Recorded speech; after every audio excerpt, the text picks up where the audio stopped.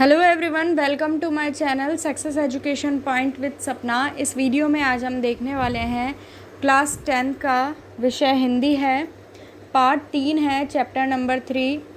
इसके आज हम क्वेश्चन आंसर्स देखेंगे। लेसन का नाम है देव। आपका जो इस बार का आरबीएसई बोर्ड का कोर्स है वो चेंज हो चुका है।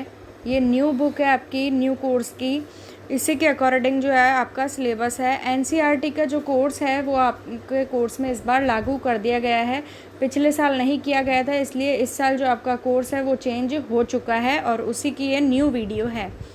सबसे पहला प्रश्न है, कवि ने श्री बजदूलह किसके लिए प्रयुक्त किया है और उन्हें संसार रूपी मंदिर का दीपक क्यों कहा है?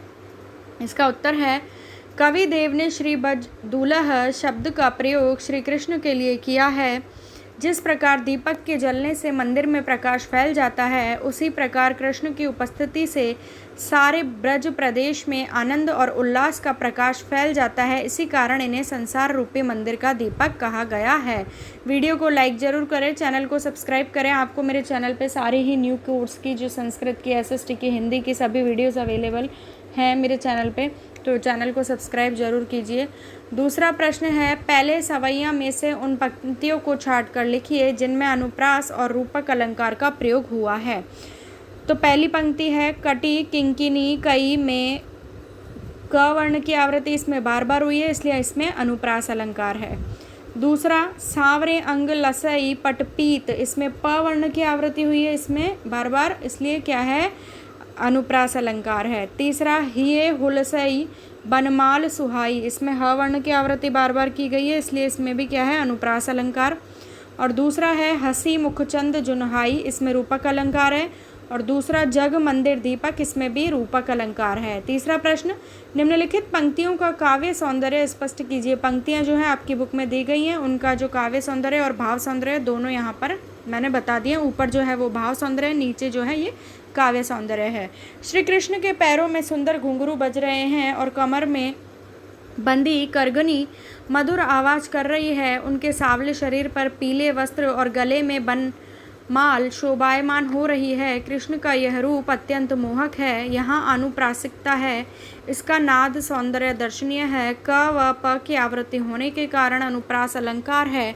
ब्रज भाषा का माधुर्य, श्रृंगार रस एवं प्रसाद गुण की छटा दर्शनीय है। सुगेय सवैया छंद का प्रयोग हुआ है। अगला प्रश्न चौथा, दूसरे कवित्व के आधार पर स्पष्ट करें कि ऋतुराज वसंत के बाल रूप का वर्णन परंपरागत वसंत वर्णन से किस प्रकार भिन्न है।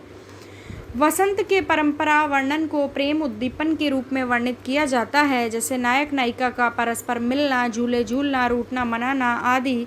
परंतु इस कविता में ऋतुराज बसंत को कामदेव के नन्हे बालक के समान दिखाया गया है, इसलिए यह वर्णन परंपरागत वसंत वर्णन से भिन्न है। अगला प्रश्न पांचवा, प्रातः ही जगावत गुलाब चटकारी दई, इस पंक्ति का भाव स्पष्ट कीजिए। इस पंक्ति का भाव यह है कि नित्य प्रातःकाल गुलाब का फूल चटक कर खिलता है। उसका चटकना चुटकी बजाने जैसा है। जिस प्रकार माँ चुटकी बजाकर अपने लाडले को जगाती है, उसी प्रकार गुलाब प्रतिदिन प्रातःकाल चुटकी बजाकर वसंत रूपी नन्हे बालक को जगाता हुआ मालूम पड़ता है। छठा प्रश्न, चांदनी रात की सुंदरता को कवि ने किन किन रूपों में देखा है? कवि देव की कविता के आधार पर उत्तर दीजिए। तो इसका उत्तर है, कवि ने चांदनी रात की सुंदरता को निम्नलिखित रूपों में देखा है। पहला, यह स्फटिक शिला से बने मंदिर के रूप में लगती है। दूसरा, यह दही के उमड़ते समुद्र के रूप में दिखाई देती है। तीसरा, यह दूध के जहाज से बने फर्श के रूप में दिखाई देती है। और चौथा, यह स्वच्छ शुद्ध दर्पण के रूप में दिखाई देती है। सातवां प्रश्न है, प्यारी राधिका को प्रतिबिंब सो लगत चंद, इस पंक्ति का भाव स्पष्ट करते हुए बताएं कि इसमें कौन सा अलंकार है। तो इसका उत्तर है, इसमें कवि ने राधा की सुंदरता और उज्ज्वलता अपरंपार बताई है, जिसके कारण उसके सामने चंद्रमा भी तुच्छ और छोटा लगता है, जैसे वह उसकी परछाई हो। अतः यहाँ व्यक्तिरेख अलंकार है, क्योंकि इसमें उपमान चंद्रमा को उसमें राधा के मुख से कम सुंदर अर्थात हीन दिखाया गया है। आठवां प्रश्न, तीसरे कवित्व के आधार पर बताइए कि कवि ने चांदनी रात की उज्ज्वलता का वर्णन करने के लिए किन किन उपमानों का प्रयोग किया है। तो इसका उत्तर है चांदनी रात की उज्ज्वलता का वर्णन करने के लिए कवि ने निम्नलिखित उपमानों का प्रयोग किया है। जैसे पहला है स्फटिक शिला, उददी ददी, आरसी, चंद्रमा, सुधा का मंदिर, दूध के जाग से बना फर्श, आभा, मल्लिका का मकरंद। नवा प्रश्न, पठित कविताओं के आधार पर कवि देव की काव्यगत विशेषताएं बताइए। तो इसका उत्तर है रीतिकालीन कवि देव मुख्य रूप से दरबारी कवि थे। अपने आश्रयदाताओं को प्रसन्न करना ही उनकी कविता का मुख्य उद्देश्य है और यही उनका कवि कर्म था। इसीलिए उन्होंने अपनी कविता में वैभव, विलास और सौंदर्य के चित्र खींचे हैं। पठित कविताओं के आधार पर कवि देव की काव्यगत विशेषताओं को इस प्रकार वर्णित किया जा सकता है।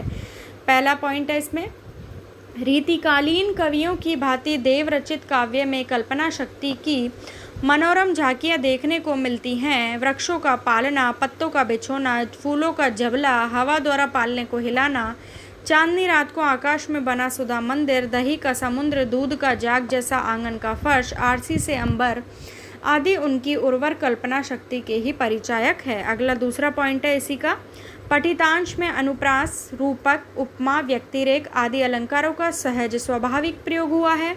तीसरा, देव रूप वर्णन में जहाँ अनोखे हैं वहीं वे प्रकृति चित्रण में क्या है, सिद्धहस्त है, सिद्धता जो है हासिल की है। अगला है 10वां प्रश्न, रचना और अभिव्यक्ति। आप अपने घर की छत से पूर्णिमा की रात देखिए तथा उसके सौंदर्य को, क्यों की जगह को आएगा यहाँ पे, अपनी कलम से शब्दबद्ध कीजिए। उत्तर है इसका, आज पूर्णिमा की रात है, घर की छत पर चढ़कर इसके अप्रतिम मनमोहक सौंदर्य का अवलोकन कर रहा हूँ। धरती से लेकर आकाश तक स्वच्छ शीतल चांदनी बिछी हुई है। सारा वातावरण शांत है, पवन मंद गति से चल रहा है, वृक्षों की चोटियाँ मानो अपनी मंद मुस्कान से स्वच्छ चांदनी रात का स्वागत कर रही हैं। तो ये थे हमारे पार्ट नंबर 3 देव के क्वेश्चन आंसर्स, प्रश्नोत्तर। कोर्स जो है आपका चेंज हो चुका है, पहले ही मैं बता चुकी हूँ। तो मिलती हूँ आपसे नेक्स्ट वीडियो में। वीडियो को लाइक करिएगा, शेयर करिएगा, चैनल को सब्सक्राइब जरूर करिएगा, बेल आइकन को प्रेस कर लेना। मिलती हूँ नेक्स्ट वीडियो में। Thank you for watching my video.